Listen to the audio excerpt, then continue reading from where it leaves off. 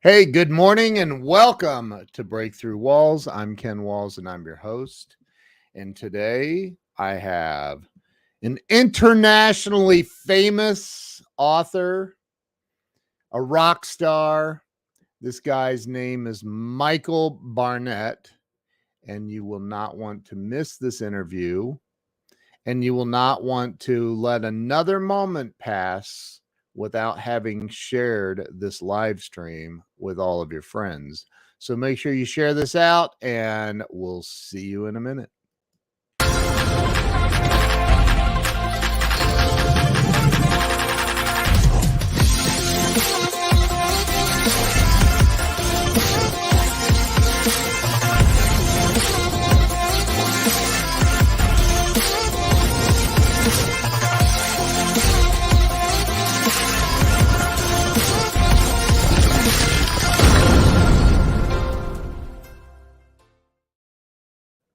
And we're back. Let me bring Michael on the show. Michael, welcome. Thank you. Hello, hello. How you doing today? I'm good. It's a Good. Friday, and in Southern California it's a little rainy, but no complaints. Yeah. So I told you I live in Ohio, so we're like I think we get more rain than Seattle here, so that happens. So, Michael, I started this show literally. We are 2 days away from it being 4 years ago that I started this show. Wow, And congratulations. thank you. It's been amazing. And I started it to help people have a breakthrough in life because I truly believe that people get stuck and they don't know what to do. And I think that by hearing other people's stories of how they hit a wall and they busted through, went under, went over, went around, whatever. So that's what this is all about. So why don't we start with you telling everybody where you were born and raised? Sure. So yeah, I was born in Riverside, California, and didn't wander far from Riverside. I'm actually back, just moved to Riverside, so it's kind of like the firm. I can't get away, keep coming back. So yeah, born in Riverside, always been in Southern California, done some traveling, but lived all of my life in California. So Wow. yeah. Never anywhere else? Isn't that wild? Yeah, every time my wife and I try to move, we think, okay, we're out of California, we're going to do something. There's certain deal breakers, like we look at the weather, or we look at, my wife loves the beach, Yeah. so it's hard to find beaches as great as Laguna and Newport and Huntington here in Southern California. So yeah, so always have stayed in California. We almost moved to Tennessee. It was kind of on the plate, Yeah. but we ended up staying. So we're here still. Well, you've not been to Destin, Florida then. I have not. Do I need to be there? Destin, Florida has the best beaches in America, Okay. I believe. I could be wrong, but I've seen a lot of beaches. Destin, like it's crystal blue water, white sand. It's unbelievable. It's really nice. It's the Yeah. Gulf, you Yeah. know. Yeah. Sounds It's amazing. nice. Yeah. Joe, my buddy Joe Ingram is in SoCal in Orange County, and he just said Destin does beat Laguna. It really does. It's unbelievable. You got to check it out sometime.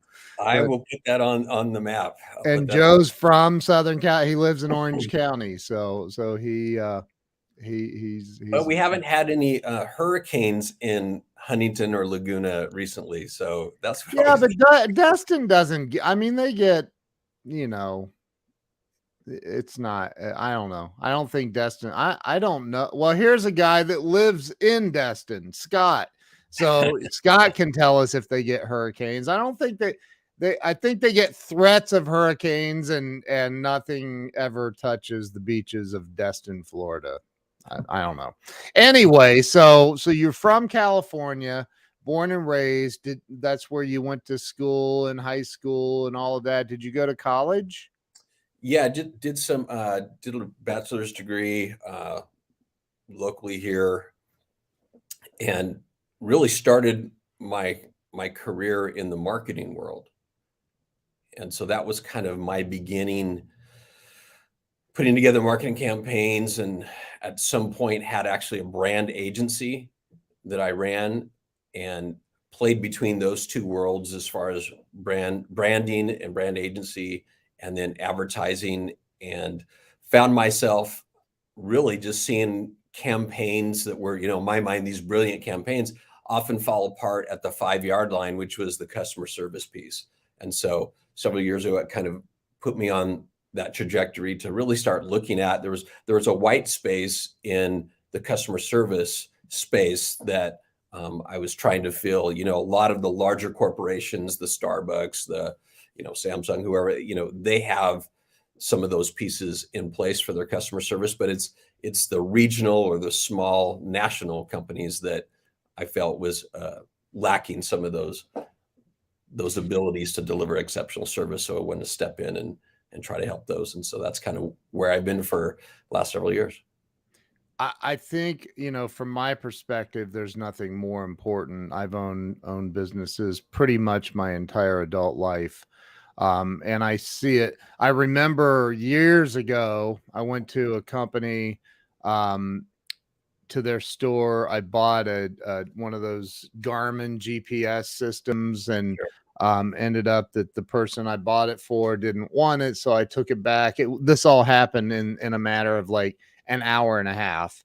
And I lived literally across the street from this company, who I'll mention in a minute. And I go in and I go, "Hey, I want to return this." She didn't want it. And they're like, "Okay, well, I think it was 15% restocking fee." I said, "Dude, it's literally still in the shrink wrap plastic. I'm not paying your stupid 15%. Give me my money back, and we'll call it a day, right? And I'll continue shopping here, and you'll have a happy customer." "No, that's not our company policy." And I said, "Well, your company policy sucks then, and you need to get me the manager if you can't approve this." And he's like, "Okay." The manager comes over. "Sorry, sir, we're not going to be able to help you. There's a 15% restocking fee." And like my head pretty much exploded right there in the store. And I Yeah. remember cursing this company as I walked out the door, thinking, "You're not going to make it." And this was a multi-billion-dollar corporation at one time, and they ended up filing bankruptcy. You want to guess who it was? Oh man. It has the word circuit in its name. Circuit City, baby. Circuit City. They went under because their customer service sucked. So this is something very near and dear to my heart. Yeah, well, it's so funny, so many times businesses get in their own way because, Right. they want to create the policy and get the manager, and the manager has to toe the company line.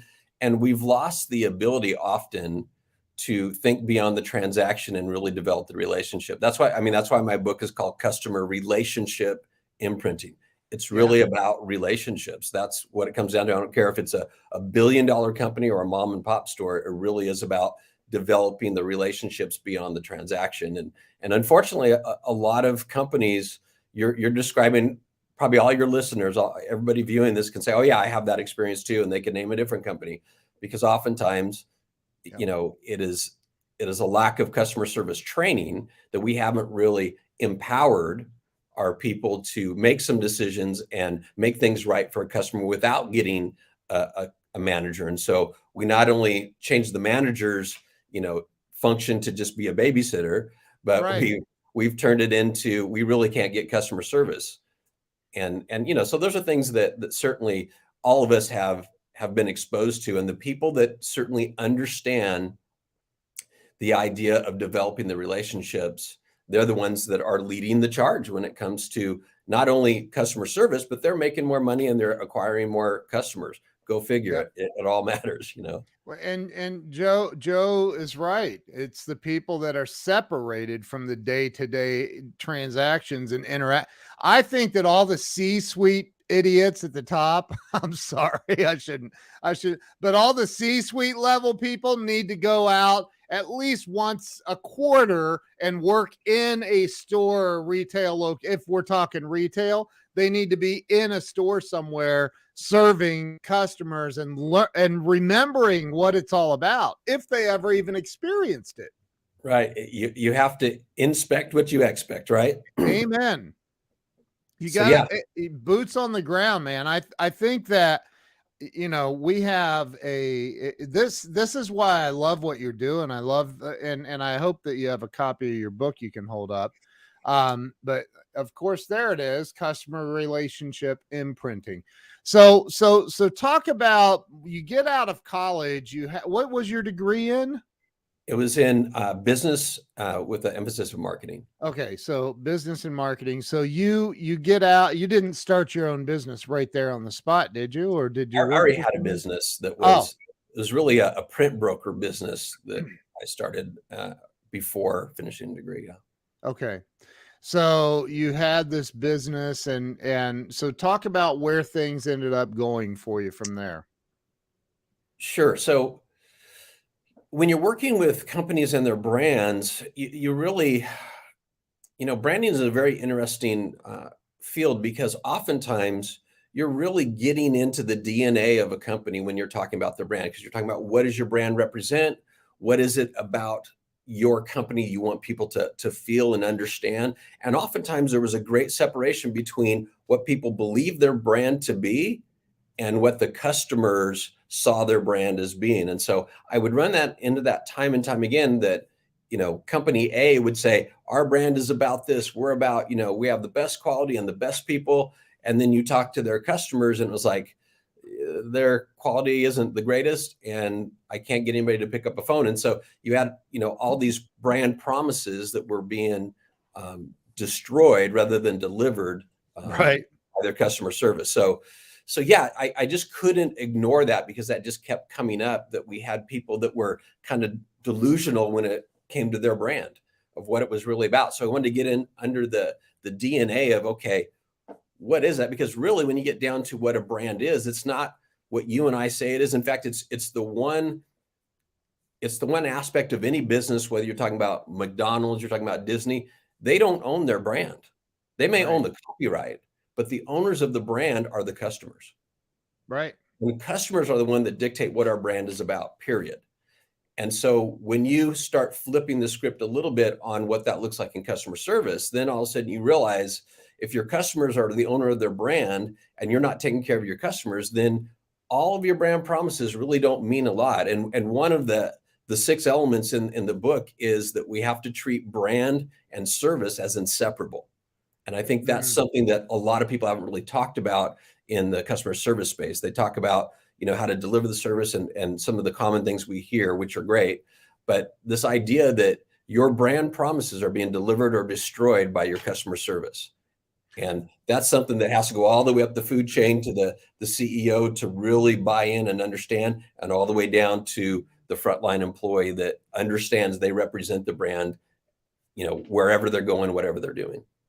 I think, and my wife was the global VP of marketing for 2 different companies that do 500 million plus a year. And she has a saying. She says, you're either eroding your brand or you're building your brand. There is no middle ground. And what you're talking about is the truth. And I don't think that, I looked at another company's Facebook page years ago. I was actually out of nowhere, I'm like, hey, let's just pick Kohl's for an example. And I pull it up and their Facebook presence was absolutely crazy. There were customers in the comments on their posts just complaining like you wouldn't believe, and nobody responding. Nobody from Kohl's, nobody. And I was like, this is not good for you guys. Yeah, the customer service space, or excuse me, the social media space is often a microcosm of what's really happening at the corporate level and at the store level. If they're not responding on social media, it's highly likely that is part of the DNA of the company, that they just don't, they follow the policy line and they don't understand there's a big difference between the Kohl's and the Nordstrom's approach, right? Yes. And so when we think about companies that are thriving amidst all the changes that are happening in our culture with, post-pandemic, all that sort of thing, it will really be those that are supplying exceptional service, because you and I, we spend money on things that, people that take care of us, we spend a little bit more money with them. Not everything we do, but we all have places that we spend more money at. Yeah. My business is to help your business be that business. Right. So the idea of being a business that says, okay, price becomes irrelevant when you start providing exceptional service. And oftentimes, most people have what I call acceptable service, which is really kind of normal, what we've considered acceptable. But the problem is it doesn't really yield acceptable results. Exceptional service does. I mean, when you have statistics like, 70% of a customer's experience is dictated by how they feel they're being treated, not even how they're being treated, but how they feel they're being treated. That should get our attention. Or, you have 91% of people that leave a business. They don't do business with us anymore, and they don't say a word. And so those are things that, we want to try to blame on something else.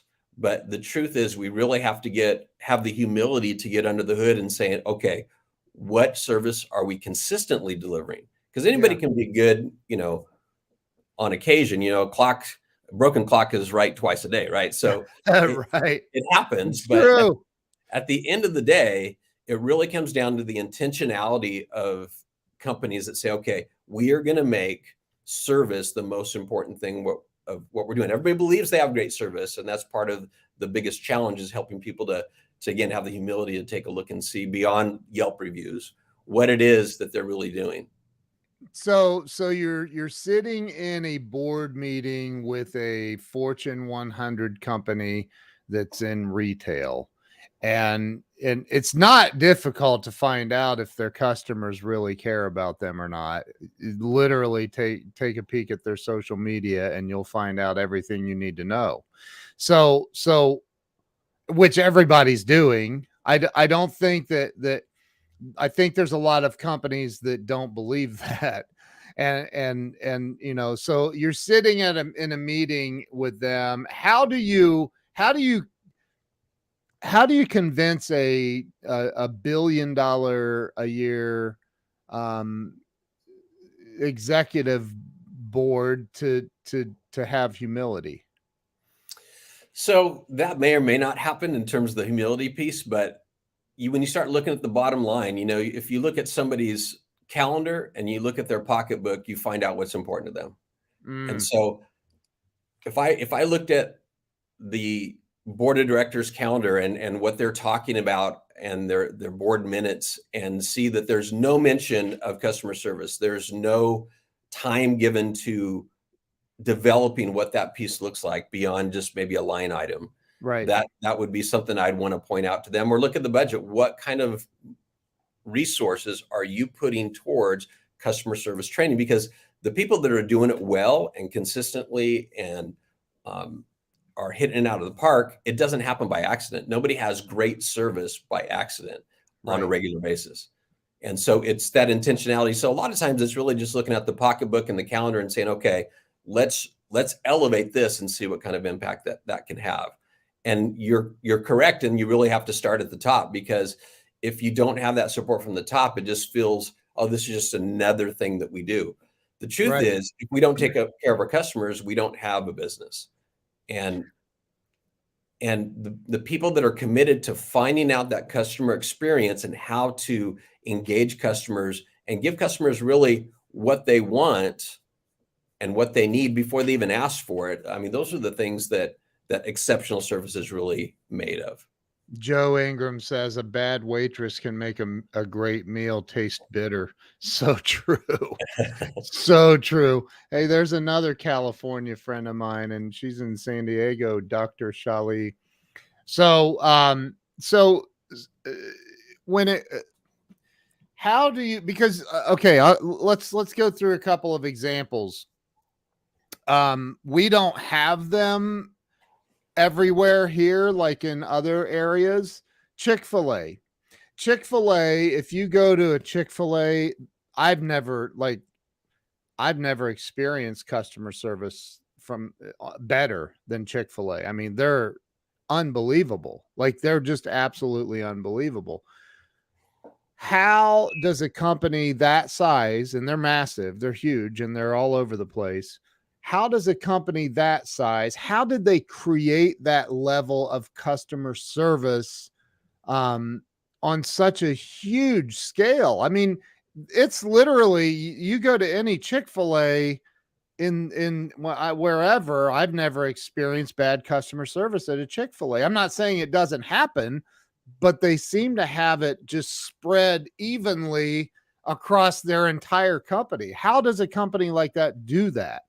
Yeah, it's interesting. It's funny that you bring up Chick-fil-A because it is the example in fast food of great customer service. And they made a decision a long time ago that they were going to be the best at customer service. And Yeah. that decision determines every other domino that falls that says, okay, then it means we're going to have to train at a corporate level. It means we're going to have ongoing video training for our employees. It means that we're going to try to attract the right people that understand our service culture. One of the other elements in this book is this idea of you have to nurture the culture that you want to develop, because what you feed is what leads. And so if you're about, we want to get people in here, pay them as little money as possible and work them as hard as we can, and it's just grind them in and grind them out, then you'll get the results of that. Chick-fil-A made the decision, and other businesses like them said, we really want to take care of our customers. They're selling chicken. It's not fabulous. It's just chicken. I like Chick-fil-A, but at the end of the day, they're not selling something that all their competitors aren't selling. However, they're delivering it in a way, flipping what Joe said a few minutes ago, also a bitter way, a bad way to taste bitter. Also, a great customer service experience will make that meal taste just a little bit better. And so I think they made a decision, and they make a daily decision to make customer service at the core, not part of what they're doing, but the core of what they're doing. And try to name a company that their signature strength is their customer service, who decided it wasn't worth their time and stopped doing it. Like, it doesn't exist, because people that understand exceptional service know that it's worth the investment. Yep. So all the way from, and we've talked about, corporate level, big corporate company level stuff, but let's go to, I'll use an example, a girl that used to cut my hair. She's an independent contractor, and her service, she did an okay job, but her attitude and service was horrible. And I'm like, I never told her. I just quit going to her. I went somewhere else. You were part of that 91%. What's that? You're part of that 91% that left her, didn't tell her anything. You just moved on. It's not going to be very many people that'll actually say, dude, your service sucks. Like, people won't say that. So how do you, if you're not getting that feedback verbally, and because people will say, well, it's just the economy is down and that's why my sales suck, or this or whatever it is, right? They won't ever go look in the mirror and go, I suck. Like, right? How do you change that? How do you help people have that shift? Yeah, it's a great question. Years ago, Bain & Company did a survey, and they asked 362 business leaders if their company provided superior service. And not surprisingly, 80% of them said, yeah, we do. Then they went to 3,000 of the customers of those businesses and said, are you in fact receiving superior service? And guess what that number was? 8%. What was it?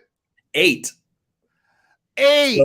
So on one side, you have the business owners saying 80% of them say we have superior service. And on the other side, their customers are saying, no, about 8% of them are saying they have great service. So that may or may not be true, but those kind of things should get our attention, because again, oftentimes people think their service is better than it is. So how do we get to that? Some of it goes back to, once you decide I am going to provide the best customer service in my space, that changes things.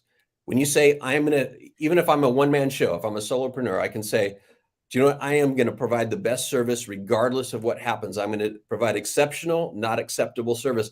All of a sudden, the conversation changes and the customer experience changes. Just even on paper, you start mapping out, your gal that cuts your hair. There are things that she doesn't anymore. Right. Right. And I'm a good tipper. I mean, a really good tipper, and she lost that. It's like a relationship. It's like, you're married. If you didn't really talk to your wife on a regular basis, or I didn't, spend time with my wife, the relationship would suffer. And at some point, nobody would be surprised if one of us went the other way.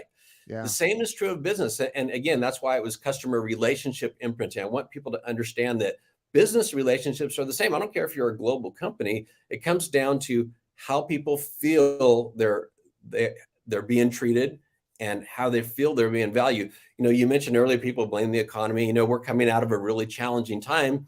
And I find the people that are saying, yeah, this economy, or, COVID was so horrible. Yeah, we're just, it's all true. It's hard.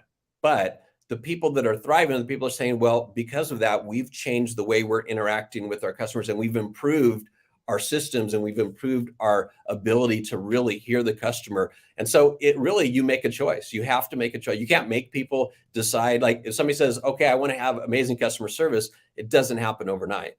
It's something they have to dig in daily and ask the questions. Your gal that used to cut your hair, she could have been on the front end, front loading conversations with you, whether it's a text and appreciate what you're doing and remind me next time you come in, I'm going to give you a free XYZ, all those things. Right. But she was, like most businesses, she took for granted that, oh yeah, Ken's going to come in every 6 weeks and get his haircut. He's a customer. Well, that's the problem that a lot of businesses make, is they think, well, these are our customers. And then they wonder, why is the retention of customers changing? And a lot of times you can really map it back to, at some point, you were not taking care of your customer in some capacity, even if it was just their perception, but you assume that business as usual is getting things done. And again, average or acceptable service does not produce acceptable results, only exceptional service. You see it in the airline industry running rampant, and people hate airlines as a result. And I just the other day that the mask mandate was lifted, and United CEO came out and said, we're not changing. You got to wear a mask if you want to fly with United. And I'm thinking, that's the opposite of your name. That's not being very united. Like, what the heck is wrong? And of course, the response was, well, then we'll go to Delta or whatever. And okay. Well, and so Ken, that's part of what happens, right? Is people see, if I'm in fast food, I see the Chick-fil-A's thriving and think, okay, what do we need to do different? We don't need to come up with a better chicken sandwich. Do what? We don't need to come up with a better chicken sandwich. But that's the mentality. Is, oh, Chick-fil-A is great. Well, they have a chicken sandwich. We need to have a better chicken sandwich. Well, sometimes it's the obvious. It's right in front of us. And then people say, well, I can't find any good people to work. Well, guess what? A lot of these businesses that have a culture of service. So out here we have In-N-Out Burger, which is pretty popular, very good customer service. Yep. Chick-fil-A, you have, again, the Disneys, the Nordstroms. Not to say they don't have challenges finding help, but they've created such a service culture internally that people know what they're getting into, and they tend to have better retention because they're giving their people a mission often beyond the transaction. I'll give you an example. A mission, that's right. So years ago, Ken, Steve Jobs, we all know that, he did some amazing things with technology, of course, but a little known story is that he actually got the CEO for Pepsi to leave Pepsi and join him. And he didn't do it by asking him or paying him more money. He did it by asking him this question. He said, do you want to make sugar water the rest of your life, or do you want to change the world? And so the CEO of Pepsi left this job that he'd tried so hard to get to. He got to that level of CEO of Pepsi about that. And he left because not because the money was better, and maybe it ended up being better, of course, but it was really about the mission. And so one of the things that isn't talked a lot about that I would love for people to embrace, regardless of the size of their company, is if your only mission for your business and for your employees is to help them make you more money, at some point you're going to lose those people to somebody else that will pay them more money. So, Yep. Some of the ways you can do that is find what organizations your employees would like to support. Maybe there's a veterans organization that they would like to support, and you give them a mission beyond just the transaction. And so those are important pieces that often we don't think about when we think about customer service. Think about, oh yeah, they pay me a fair wage and I go home at the end of the day. But when the world changes, like it has, and you have people like McDonald's offering iPhones for people to come work for them, which is all fine and good, but they're really just playing to the people that want more money, and they're not creating a culture that is something worth following, if you will. You're 1000% correct, man. So how do we because there's our buddy Doug Wing. Doug's the reason you and I know each other. Thank you, Doug. Doug. So how do we, because there are gosh, I can think of so many. Of course we can always think of examples of bad companies, but I can think of a company that my wife and I, during the pandemic, we were ordering food and picking it up at this place, and the first time my wife sat in the drive, she got there to pick it up, they didn't have her order, but they had charged her credit card already, but they didn't have her. So she had to sit there and wait for 30 minutes in her car. She ended up sending a message or putting a message on, I think, Facebook or something. And the CEO of the company reached out, sent a letter, sent all these free coupons for free food and all this stuff. Okay, we'll give it another shot is what we decided. We'll give them another shot. Maybe they were having a bad day. We gave them another shot, and almost the exact same thing happened again. And this time the CEO didn't respond at all. So guess where we never will go again, and we haven't been back since. Yeah, a lot of times the reality is people, and when it comes to customer service, they're playing defense. Like, oh, let me give you a coupon because you had a bad experience, or I'm sorry, come back. And again, those are admirable things to do, but it's really about having a strong offense and having your team, fixing the deficiencies. And there's going to be deficiencies no matter how great somebody's service is. That's just the reality. Right. We're human. There's going to be deficiencies. Yep. And, in our lives, the people that tend to forgive us the most are the people that are closest to us, right? Our wives or our friends or family. The same is true in business. The people that say, do you know what, they just had a bad, are the people that have had a great experience 99 times out of 100 and just say, it happens. It's also, it goes back to one of the things in the book I talk about is this idea of relational Velcro. And relational Velcro, you think about two pieces of Velcro. One has the little hooks on it. The other has the tiny fibers. The more contact points you have for Velcro, the harder it is to separate. Well, I want people to see their staff and their interactions as one side of the Velcro and, the customers the other side. So relational Velcro is creating more meaningful interactions. And that increases, really that relational Velcro we're talking about. I had an experience that was kind of surprised me in terms of good customer service. I had on trash day, the trash guy kept leaving my trash can in the middle of the driveway. So when I'd come home, I couldn't get in the driveway. And I'm like, did I upset this guy? Like, what happened? Right. And so I even set up a camera, like, okay, it's the same guy every time. And so finally I'm like, okay, I'm going to call the city and say, hey, we have this problem. I don't know why this guy doing it. I was nice, but I was like, this doesn't make sense to me. Well, instead of getting a letter or getting, somebody from the switchboard call me back, I got a knock on my door. And it was the supervisor for the city, for the trash department. And he said, my name's so-and-so, and I saw that you had an issue. And I wanted to tell you, we do that because if our trash truck comes right next to your house, it's going to break your tree. It's going to damage your tree. So we do that. And I thought, this guy gets it. Not only was he helping me and I didn't know it, but he chose again, he easily could have just done this from his office or had somebody else do it for him, but he knocked on my door and Wow. he understood the very thing we're talking about, that it's that relational Velcro. And all of a sudden, my whole demeanor changed because he was doing me a favor and I didn't know it. And he personally delivered it. Yep. And I think if more people have that approach, and he works, by the way, for the city, which they don't, typically they don't get paid less or more if they have poor customer service. And it's Right. really hard often to fire a city employee, right? I mean, it's kind of, they're infamous for having bad service and not really caring, but what a great example of somebody that understands this idea of relational Velcro, and anybody can do that in any size business in any way, shape, or form. It's that intentionality of trying to find a way to make your customers stay. So you think that it's just, so it's about building the right culture, and delivering to the staff, because you can't scale as a solopreneur. It's very difficult to scale. You have to have other people working with you. So you're talking about building a culture that has a very strong mission behind it as well. Yeah.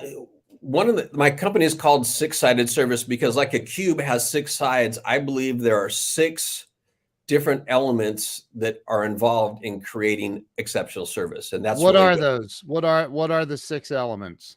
Well, I can't give that away because it's in the book. Just kidding. Well, you have to give it away and everybody will go buy the book. Yeah, I'm just kidding. It's the secret, right? Right. So the first one is this idea of finding a way to make a customer's day. So that's element number 1. It's this active finding a way to make your customer's day. And that involves the relational Velcro piece that we were talking about. Yep. And so that's kind of the obvious one. And the second one is developing a customer-centric employee base. It's really, how do we develop our employees to be customer-centric? And so there's a whole section on that of how, and that's where we really get into working from a values place and a mission place versus just a transactional space. Right. And then we talk about this idea of, I call them service architects. And these are the people in your business that champion the cause of service.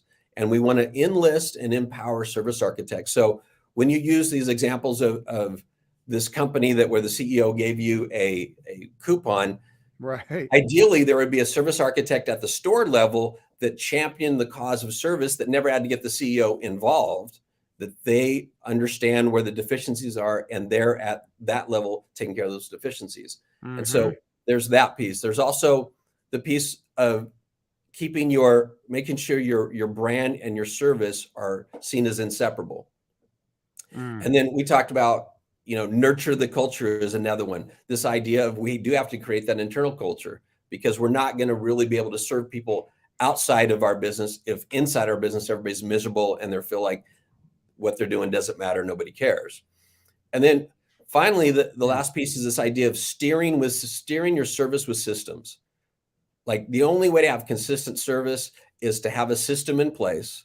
Again, you talk about Chick-fil-A. It doesn't just happen like, oh, well, I found a good employee at Chick-fil-A. No, you found all of them to be pretty good. And that is really because they've created a system, a scalable system where it's trainable. It's, they can replicate it, all those different things. Years ago, I was in Russia, and there was a McDonald's there. And it is amazing how burgers in Russia taste like burgers in California. And they have a system that no matter where you go in the world, yep, their food's going to taste the same. Now, it doesn't taste that great, I don't think so. That's one thing. But the point is, they've systematized everything they're doing. And yep, we need to see that as our service. We can't just, especially if we are, overseeing more than one location or overseeing a larger company, there has to be a system in place, multiple systems in place to help people deliver consistent service, find the service deficiencies, help to forecast what is coming down the road. Those things are all things that matter. So those are basically those 6 pieces. Those are the 6 sides. You need all 6 of those to achieve what I call customer relationship imprinting, which the definition is the ability to attract, acquire, and retain more customers who follow you regardless of circumstances. So think about that for a second. The ability to attract, acquire, and retain more customers that follow you regardless of what else is going on. Yep. That's what we all want. And I believe those things are achieved when those 6 practices are happening at the same time in a business. That's where the good stuff is happening. That's where the exceptional service starts to really pay great dividends. I think, you know, you look back at, and I think about, as arrogant as it sounds, you know, I'd like to think that I single-handedly took Circuit City down. But I did, I did, right there. I don't know how many billions they did at their peak, but I'm sure it was many. You know, but you think about that situation, because it's, you know, I remember it like it just happened too. It's crazy. I wanted to punch the guy in the face. We've all literally had those experiences, right? Where we just, Yeah. it makes us crazy, but Right. I mean, think about the movie Falling Down. They made a freaking movie about it and included it. He comes in at 11:01 and they're like, sorry, breakfast was stopped at 11. right. Like, right. But Yeah. yeah, I mean, dude, it runs rampant in our society and it's so arrogant. One of the things you ask early on is, how do you convince a CEO? And one of the things that I share with people that it's kind of a mind-blowing statistic, and I call it the 17% factor. So Ken, if you and I were selling the same goods and services, and I was delivering acceptable or average customer service, but you were delivering exceptional service, according to American Express, people would pay you up to 17% more than they would pay me. Yep. That is the power of great service. For the same exact product. For the same thing. Service. And so, you know, think about what else is that much of a differentiator in your business. Where else can you get a 17% increase by really, you know, a small financial investment in terms of training and your resources and that sort of thing. But, you know, this isn't increasing your marketing budget. And again, I kind of come from that world. So I'm great with, let's get more visibility out there, but it's not that. It's not, hey, let's hire more people, because you're just, you know, making the problem worse if those people aren't delivering the service. It's always fascinating to me how many businesses, and so many people are guilty of this, that new hire comes in, they go through their training that includes a video on customer service, and then we unleash them with our greatest asset, which is our customers, and we wonder why, you know, we're getting these complaints. Oh, we're getting a complaint about a new employee. No, you're getting a complaint about your lack of training your people. And so the people that understand the things that we're talking about, they don't just onboard people, give them a training video and move them on. They understand we really need to make sure they understand the culture of what we're doing and help them to navigate that culture in such a way that, you know, is acceptable from the standpoint of what their objectives are, both relationally and transactionally. Companies don't, you know, I forget how the saying goes exactly, but you know, companies don't ever really think about, I mean, they think about, okay, it's expensive to train employees. They don't think about how much more expensive it is to not train employees. And, you know, it's way more expensive to get a new customer than it is to keep one. They say, you know, depending on what statistic you look at, it's 7 times more expensive to get a new employee or a new customer. Think about that in employees, like the impact that has, where you walk into a location. We've always had this person's always say, oh, they're not here anymore. I mean, we're all experiencing that now because people are not working. And the companies that are able to kind of rally the troops and help them to understand. I have a client that I may be closing here in the next day or so, that their whole thing, they run a pizza joint, right? Or a couple of them. It's like a little small franchise. Yeah. And they understand this. They've let go so many employees because they say, we cannot be a business that has poor or even average customer service. And they really understand that. And they're going to thrive because they're investing in their people. And I think that should sound the alarm for us. If I'm working at a business and they're not investing in the people in that business in many aspects, then it may not be the best place that you're going to experience customer service. You know, Starbucks, you know, they're paying for people a college degree, and, you know, you can have all your opinions about Starbucks one way or the other, but they are really consistently good at customer service. Yep. And that's not by accident. That is in the DNA, it's in the training. And again, it's a scalable approach because it's been a very tactical approach. My wife just chimed in and I told you her background. It seems companies are doing no training now, and she's right about a lot. Employees don't seem to care if you're a customer or not. It's absolutely unbelievable. I'm not sure if she heard me talking about the restaurant here locally that we used to go to, but I mean, I think about, like, you say you can tell if they're investing in their employees, and a lot of employees may think, well, they don't pay me enough. And then the business owner or the company's like, oh, well, maybe if we pay our employees $2 an hour more, 50 cents an hour more, they'll treat our customers better. And that's not what it boils down to. It Correct. boils down to what you said earlier, and that is instilling a company mission, a mission for your employees. Like Chick-fil-A, they're not paying more than McDonald's. Yeah, but yet they're retaining their employees better than McDonald's. And Right. I don't know if you're a sports guy, but if you bring on a wide receiver for your football team and you pay him $30 million and he's not really doing that great, and you say, well, let's pay him, $80 million. He's not going to play any better. No. He's going to like the idea of playing a little bit better, but Right. that's kind of the craziness that happens at this level.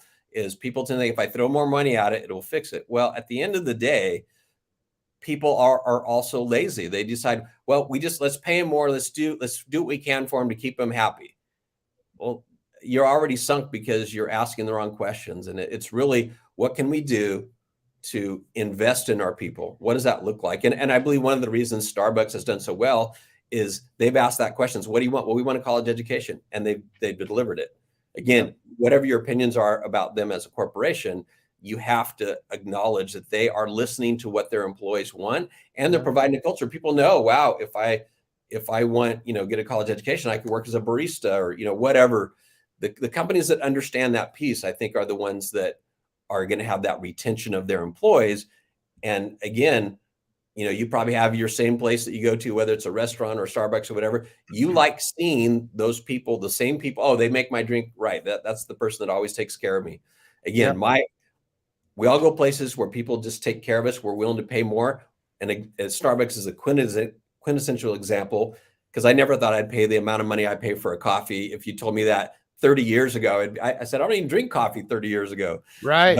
But we do that because somewhat because of the experience, and somewhat because of the relationships that get built. I was in a drive-through the other day, and I saw, as you pull up to the drive-through, they have Polaroid pictures of people's pets.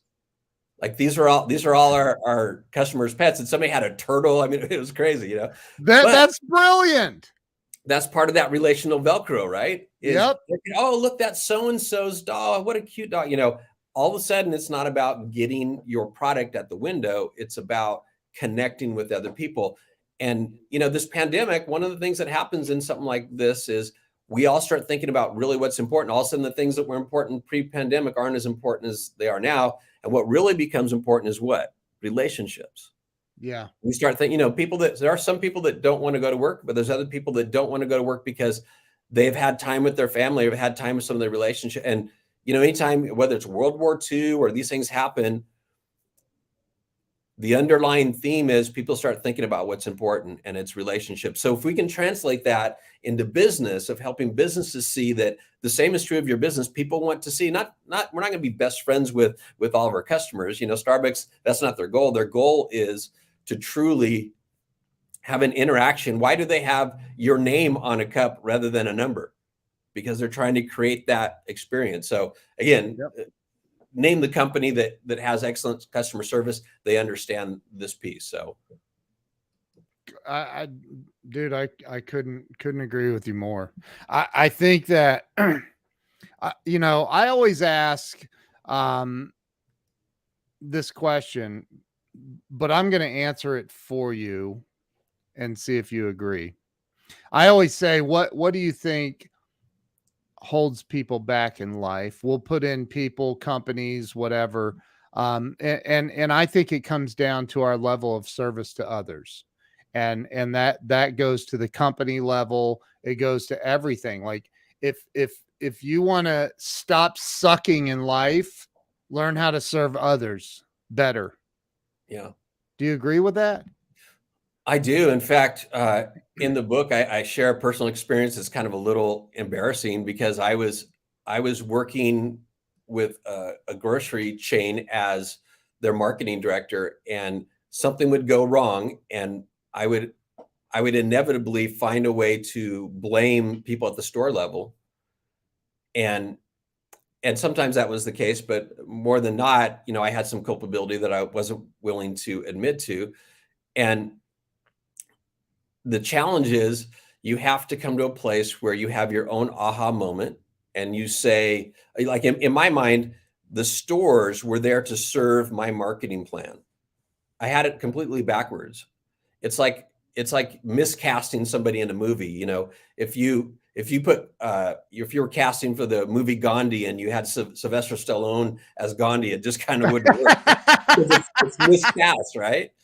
And Oh I my, was doing that. And I think a lot of people can do that is they yeah, miscast themselves as, if I'm the leader, if I'm further up the food chain, then there's what you can do for me. Whereas the people that really understand servant leadership is the idea of that, I had this aha moment where I realized I had miscast myself. I was really there to serve them, not the opposite. And so when people have that mentality, they will go a lot further because it really is about serving others. And I'm a person of faith, so I believe strongly in it's really that piece. It's a privilege to serve people, whether yep, you're getting paid for it or not. yep.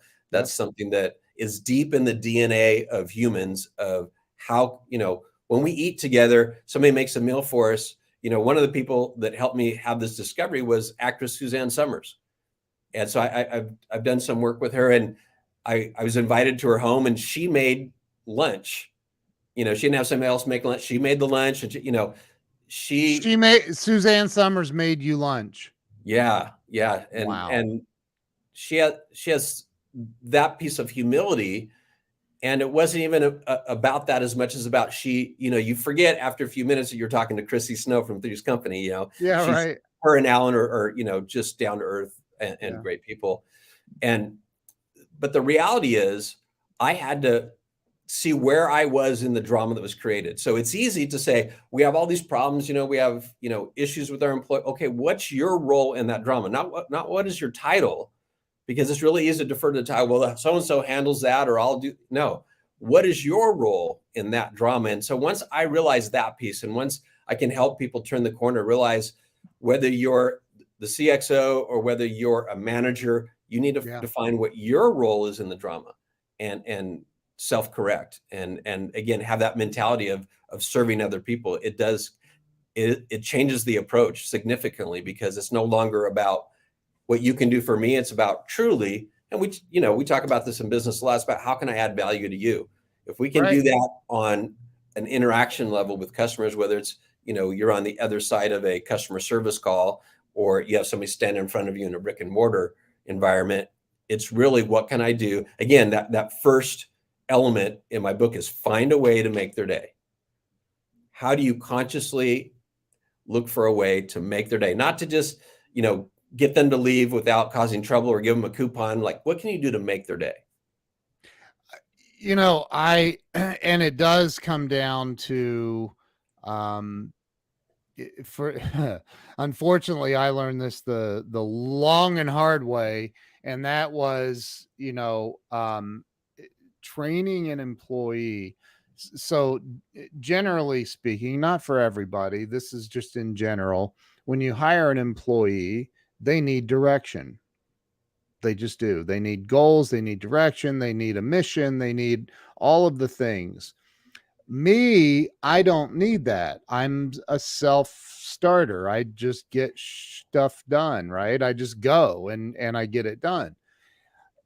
It took me forever. I used to think, why doesn't everybody think like me? What is wrong with all you lazy bastiches? Why can't you just do your job? Like, what do you mean you talk to a customer like that? Are you an idiot? I would think all these things. I probably said it a few times even, but like, Grant Cardone is a real good friend of mine, and Grant's company, which has just grown exponentially in the last 8 years. His people, he has a whole training system, and his people have to log in every single day and watch 6 videos, which are 3-4 minutes, 5 minutes a piece. 6 every day, and the system logs it if they did it or not. And you only get 2 chances of missing those 6 videos. 2. The third time, you're escorted out of the building. The third time that you do not watch 6 training videos before you start work, you're done. It's over. Does not matter what your title is either. And that's from it's the top intentionality all the way down. Right. But people, when you call his office, first off, you're probably not getting off the phone without buying something. Second, like, they answer the phone. It's a great day at Grant Cardone's office. What can I get you information on? And they're just really, really, filled with this amazing energy. And I think that people really need to take a look at, and I'm not judging. I'm just saying, like, dude, like, if your company sucks, look at your service, look in the mirror. How are you treating customers? How are you treating your clients? Whether you're an attorney, whether you're it doesn't matter what you're doing. Am I wrong about that? You're spot on. You're totally right, because what ends up happening is people think that if we've been doing it this way for a long time and it seems to be working. Well, no, probably not. Or if it No. seems to be working, it's going to catch up with you. And we saw in the pandemic, we saw companies that had forecasting ability, think of, okay, where's this going? What can we, and they were able to pivot. That word was overused, but they were able to pivot to such a point that they didn't miss a step. And other people just still haven't caught up, and they're blaming the economy and they're all this kind of stuff. So certainly it is very much about the intentionality. It is about being okay if people are not part of your tribe internally or even externally, your customers. There are people that will not understand your business or appreciate what you do, and that's okay. Yeah. It's okay to let them go. It's a blessed reduction because you'll never make them happy if they're not really understanding part of your tribe. And same is true, even more so with employees. I guarantee you that Grant Cardone's office has a great core of people that understand the things that we're talking about, because if they don't, they're not going to be part of that tribe because of the function that he's put in, that you're out if you don't not only do these trainings. It's not just, you don't have to, go through the 6 trainings every day. You have to be part of that culture. You have to be part of that tribe in such a way that, it changes the DNA of what's happening with you as a salesperson. And so it's definitely those pieces, like we talked about earlier, is having the humility and having the wherewithal to say, okay, what does this, a lot of employees just act on what you said. Well, they didn't give me a training. This is, I guess, what they expect for me to do my best and ask questions if I have questions. And then it all goes off the rails, Yeah. And one of the things in the book, when we talk about service architects, we use that word architect because an architect can see a building or a project in reverse. Like you and I, we drive by, an empty lot, and we see stakes in the ground, we see rebar sticking out, and we have no idea what they're building. The architect for that building is crystal clear on every detail of that. And so, we want to have people that can see beyond the rebar, if you will, and have a service vision. And whether those people are at the very top of the corporation or somewhere, at mid-level, it's the idea of having somebody that sees what could be.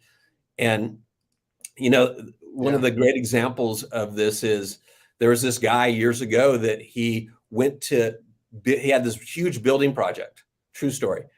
And every banker in town turned him down to finance this project. And it came to a point where he had to finish it.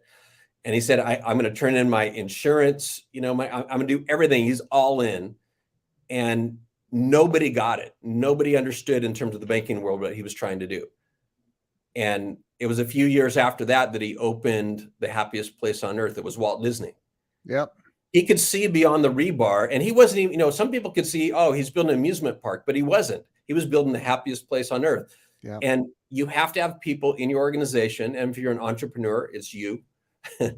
But you have to have people in your business that say, I see this, what can be. And if not, you have everybody just kind of building whatever they want. And then you look around and say, what did we build in this company? Oh, we got all these problems. And that's why people say, well, I don't know if it can be fixed.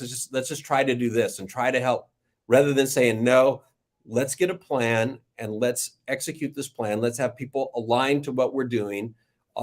Let's get people on the same page when it comes to service deficiencies, when it comes to making people's day, when it comes to what is our brand saying, what are we delivering, all those pieces. So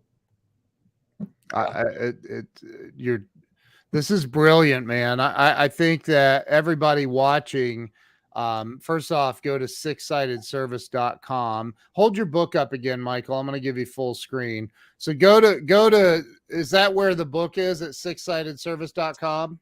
Yeah, you can get it there. Certainly you can get it on Amazon or barnesandnoble.com. But yeah. And it's hold it up one more time, please. Customer Relationship Imprinting, the 6 elements that ensure exceptional service without exception. So everybody go pick up a copy of this book. Debbie just bought it. So we hit our goal. Prior to starting the show, I said we just have to get one sale to make this a good show. And Debbie, thank you.